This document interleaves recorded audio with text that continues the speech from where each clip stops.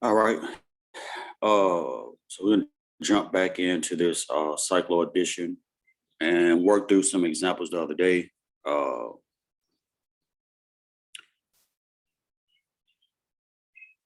With the forward reaction going, taking a dienophile and a diene, reacting them together, going through the mechanism, which never changes, by the way. So if you understand the mechanism and the arrows, it doesn't matter where the reaction takes place, it's always going to be the same outcome. All right, so let's look at these last two problems, and then I think we're going to start working on the retrosynthesis, and then we'll work some of these problems down here. Yeah. All right, so let's look at the last two problems here. I think we already did the last one. I think Kayla was asking about that before we got out on Monday. But again, this is a great example of how it doesn't matter what the functionality is. The goal is to find the diene, find the dienophile, push the arrows, right?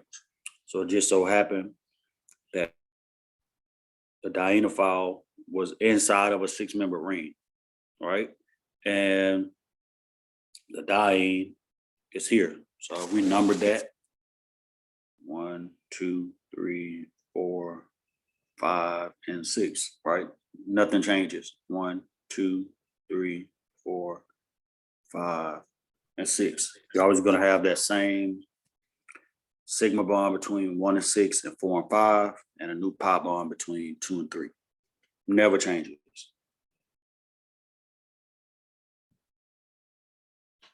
All right. What about the top example? What do you think? We have a dienophile here, diene here. This is, again, 4 pi, 2 pi, so it's a 4 plus 2 cycloaddition. Can somebody draw that product? I would, but I don't know how to access the drawing board. So let me ask that. What's the core? What is the core structure in the product? Like, what do we get every time we do a 4 plus 2? Say again? The 6-member ring. You get a 6-member ring, right? And if we number these 1, 2, 3, 4, 5, 6, like that, we can number it over here and know that where to put our substituents, right? So between 1 and 6, there's a new sigma bond. Between 3 and 4, there's a new sigma bond. On carbon 1, there's a chlorine, so we need to make sure we put that back. And then between 2 and 3, that's when my double bond is going to shift, right? Because it's the same mechanism. Boom, here, here, and then here. Let me fix that. All right. And it's really, I don't want to say it's simple because it might not be simple to everybody, but it's really that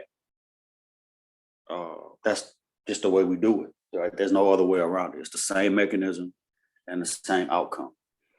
All right. So let's start looking at I will skip this one right here. And you don't really mean.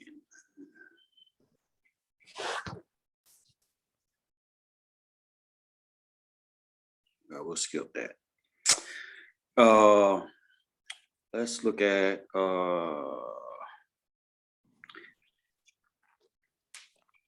this set of problems, and let's start with number 1. All right, which one of those is the 4 pi system? The first one. All right, so this is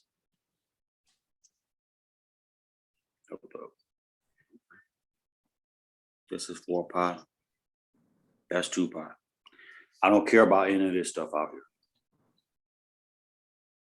Right, this does not concern me. All I want to do is find my diene, find my dienophile, put them together. right? So if I number the diene like that, right? And that's a foolproof method. If you want to figure out where your 6-member ring is going to be, what atoms are involved, number the diene from 1 to 4, number the dienophile 5 and 6, and then put the arrows in. You can go here, here, and there. It's the same. Doesn't change. I know it's redundant and it's boring, but it is what it is. So when I draw that product, how many 6-member rings am I going to have in that product? 3. 3, right? This one stays. I don't touch that one, right? This one right here. Don't touch it. It doesn't react. It doesn't do anything. It's already there. So I'm going to leave it.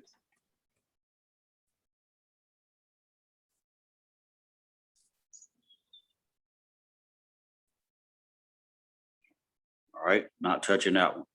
What about the other one? Anything special about that? No. No, the only part of it that reacted was the alkene, right? So I'm gonna leave that. Now,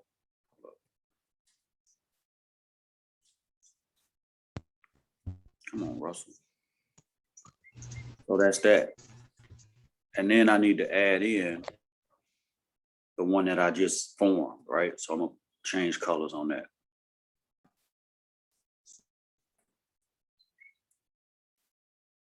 All right, so it's this part. 1, 2, 3, 4, 5, like that. Boom. And then that's what my alkene is going to be.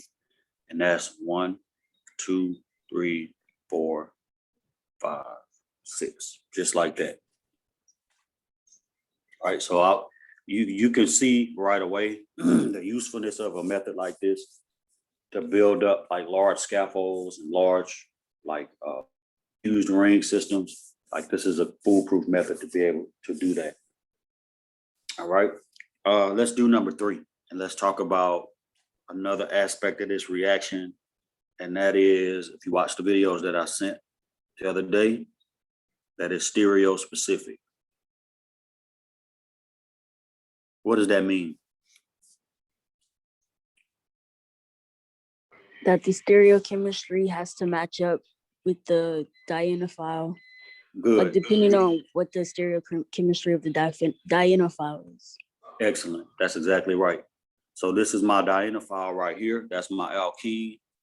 If you look at the dienophile, you see you have a methyl group on this side, and then you got this amide on the other side. But the orientation of the methyl group and the amide is trans, right? And so when you make your ring and put those substituents on the ring, they still have to be trans in the product. That's what that means. Stereospecificity means that the stereochemistry of your dienophile is maintained in the product. All right, so let's number it. I'm trying to give you a method so that when you see this by yourself, taking the exam or something like that, you'll know what to do. All right, so push this pair of electrons here, push this pair here, and this pair here, just like that. Same exact 3 arrows, same 6 electrons, same everything. So the core, without the substituents and all that stuff, the core is going to be what? The ring. The ring. Every time it's a 4 plus 2. So I'm going to build a 6-member ring, no matter what's attached to what, right? And then my alkene now is going to be here between 2 and 3. The pi bond, it got shifted over. 3, 4, 5, 6. And then on 5 and 6, that's where your substituents are. So in the product, those substituents have to be trans because they were trans on that dienophile, right? So I'm going to put the amide at 6. I'm going to erase the numbers right quick. I'm going to put the amide here. I'll put it on a wedge. And then the methyl group, I'll put on a dash.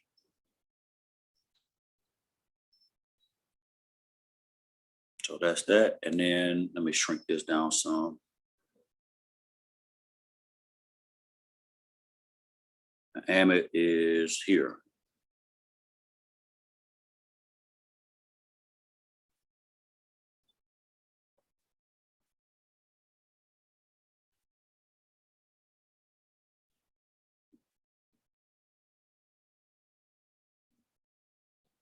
All right.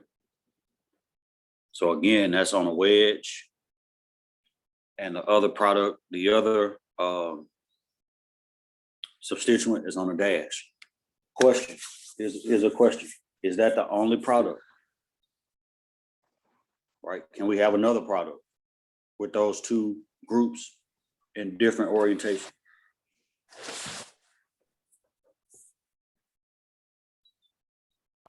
Yes. Yeah, because there's nothing to force one product to be favored over the other. Remember, the only way to do that is to have a bias in the transition state. And the only way to do that is either with a catalyst or with a start material that has some type of built-in stereochemistry, right? So I'm also going to get this. I'm gonna cheat. Don't be mad at me for cheating.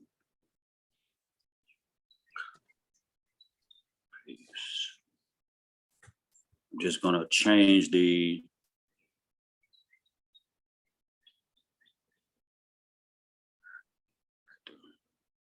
I'll change that.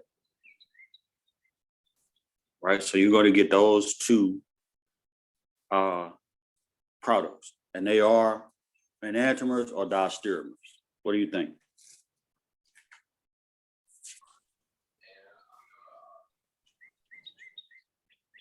Enantiomers. They're enantiomers because both stereo centers are the opposite. Right, very good. Who was that? Amaria? Yes, sir. Yeah, nice work. Thank you. All right, so that's that. Now, here's the question. Now, between these two, this is another aspect of this reaction, right? Between these two, one of those is actually going to be favored, but it's not going to be favored because of the stereochemistry. It's favored because of a favorable interaction, right? And I'm going to show you that. So this, the product here,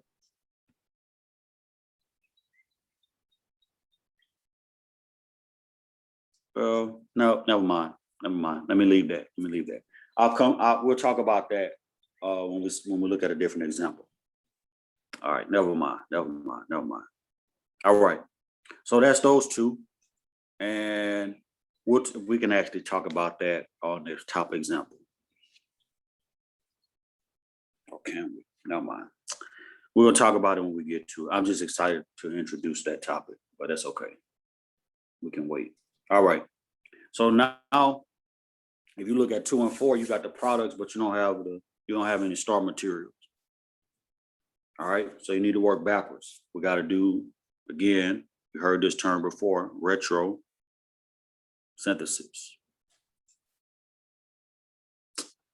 Come on, Russell.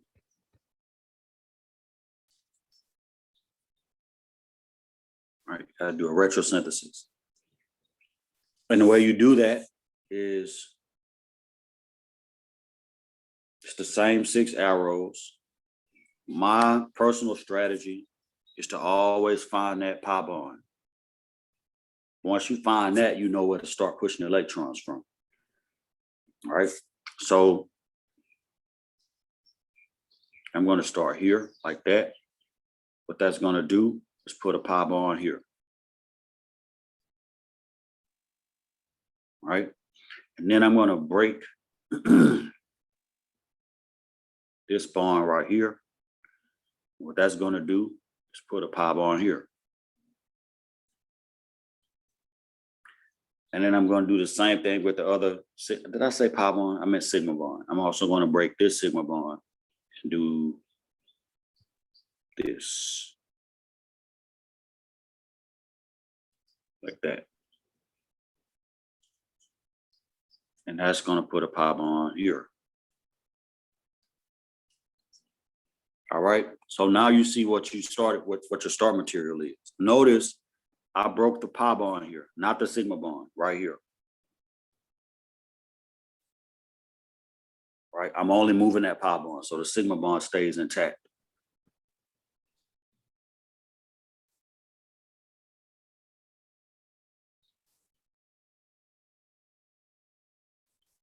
Right. So only the pi bond.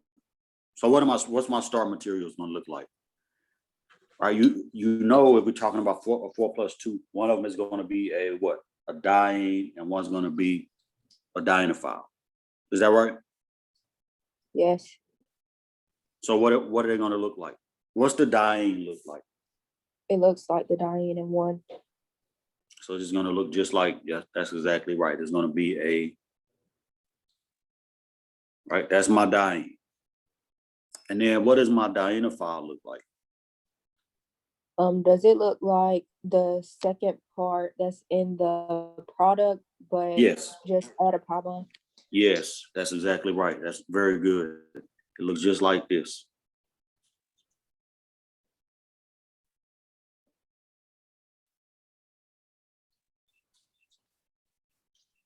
Right?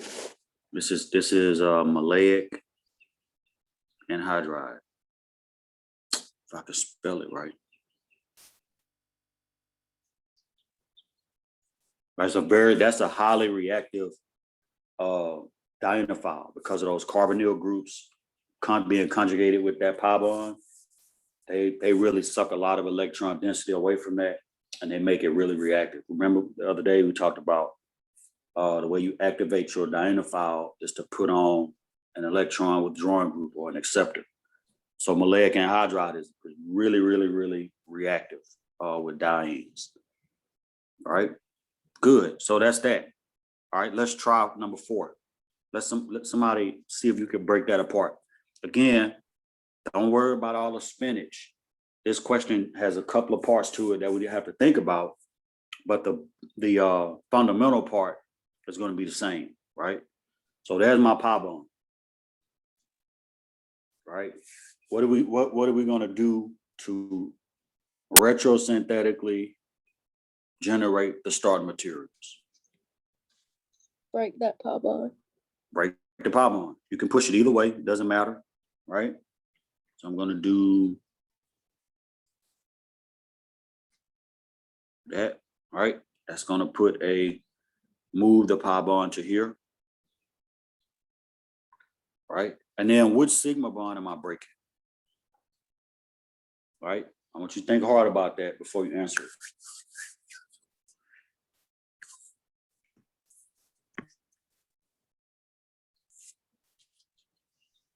Am I going to break this one, or am I going to break this one?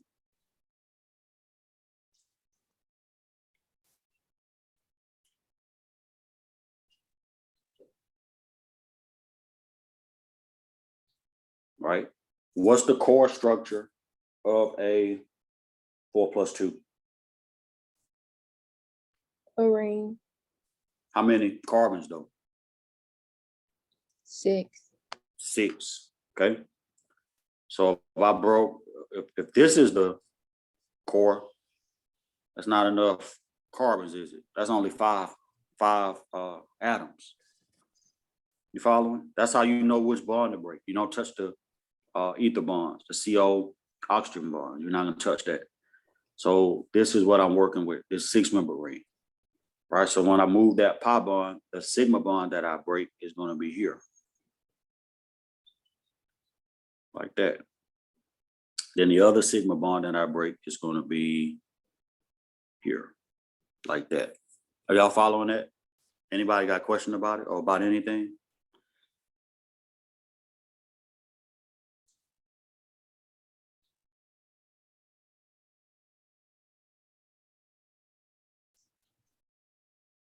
All right. So what do my 2-star materials look like?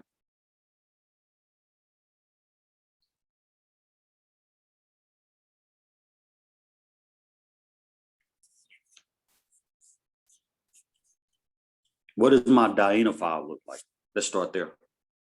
Because we're breaking this bond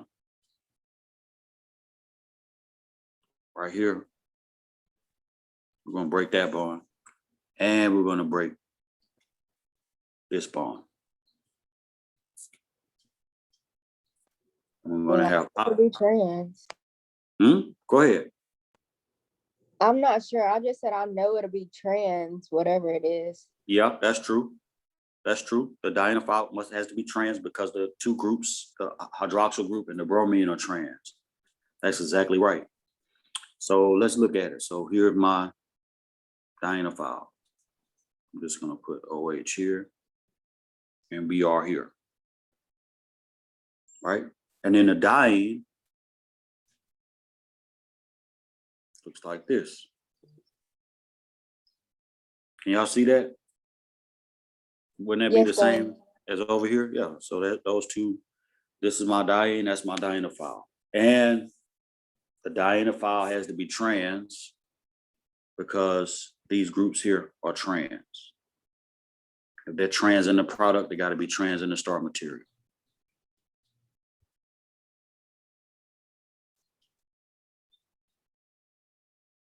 Right? Any questions about that? A lot of times when you see a structure like that, with the bridge, the oxygen bridge, sometimes you'll see it drawn. This is the way you would draw it in 2D, but then sometimes you'll see it drawn in 3D like this. Let's zoom on that.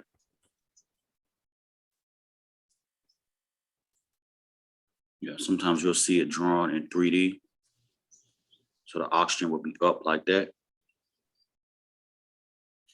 And then the bromine would be here under the ring, and then the OH would be here like that. All right, the oxygen is a bridge. So this is would be considered like a bicyclic system. And there's a special way to name it and all that, but we're not gonna get into that nomenclature today.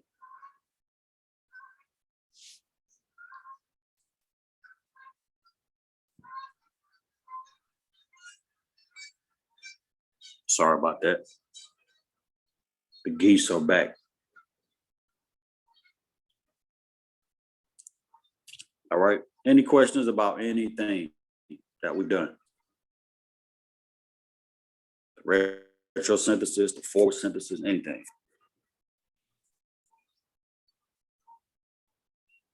All right. Let's look at that second question. It says comparing 1 and 3, which one is going to happen the fastest or faster?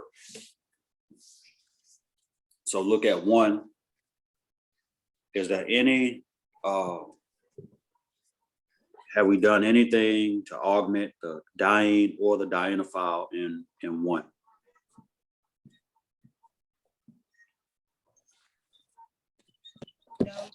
No, we don't have a donor on the diene.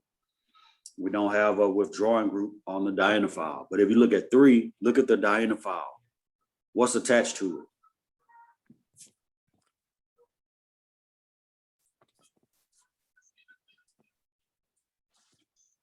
Is that carbonyl an acceptor?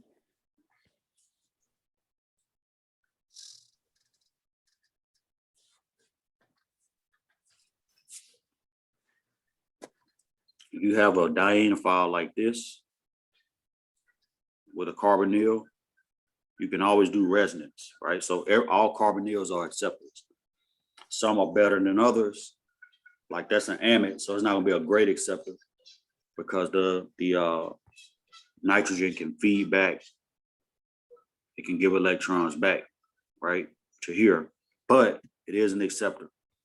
So when you look at that dienophile and compare it to the first dienophile, which was just a alkene and a 6-member ring, then we could say that 3 is going to be faster due to that the amide being conjugated with your dienophile.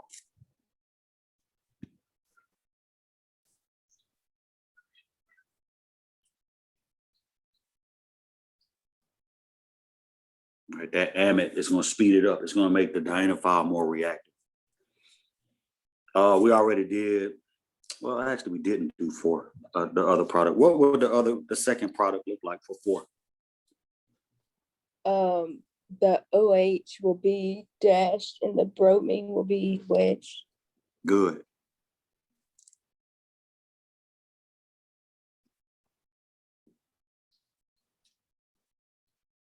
So that's OH, and then this will be BR. All right. I don't know. Good. And the relationship between them would be enantiomers, right? All right. I don't know if I could do this here from my iPad. Let me see. I'm gonna break y'all out for a few minutes because I want y'all to actually do some work. Not saying you're not doing work, but yeah. And we're gonna work on, we're gonna do A, B, C, and F. A, B, C, and F. And then on 1652, let's do C. That's a good one. And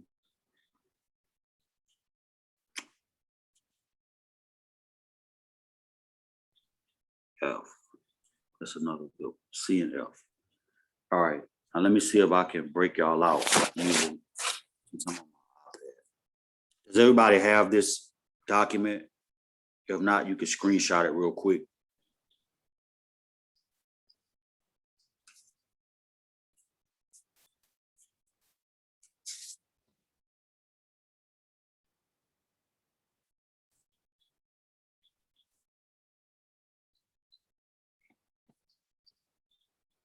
All right, let's see if we can do that.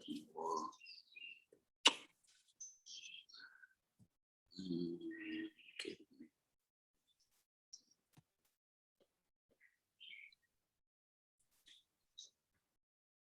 I don't think I can. Shucks. Man.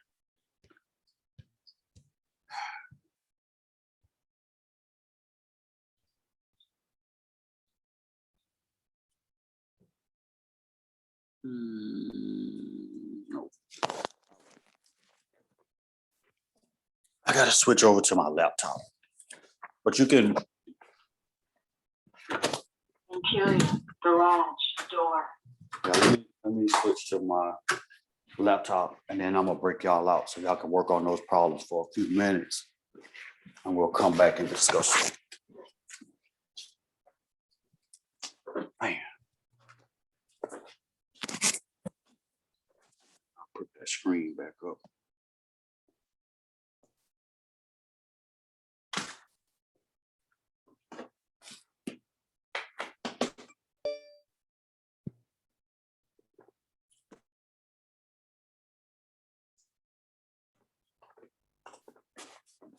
Anybody have any questions about anything that we talked about so far?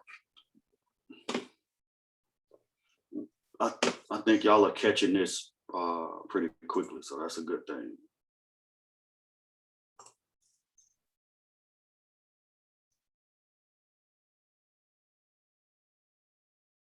All right.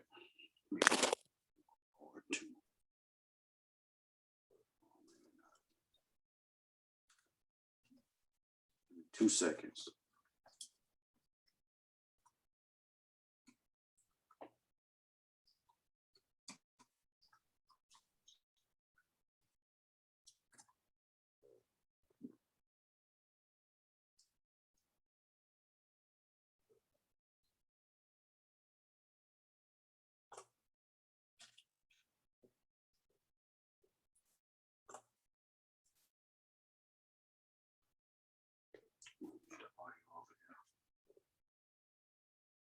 It's still connected.